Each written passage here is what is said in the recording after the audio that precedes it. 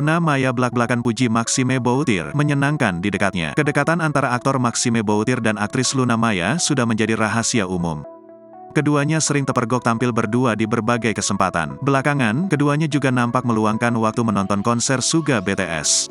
Meski tak belak-belakan mengakui adanya hubungan spesial atau status pacar, namun keduanya tak jarang saling melontarkan pujian. Dek Maxime itu baik dan sangat menyenangkan ada di dekatnya, kata Luna Maya. Luna Maya mengaku sudah mengenal lama mantan kekasih Prilly Latuconsina itu dan tak ditampiknya Maxime memenuhi kriteria pria idaman. Maxime Boutir bukan hanya idaman saya, tapi idaman semua perempuan, ucap Luna Maya. Sejauh ini Luna Maya tidak menjelaskan status hubungannya.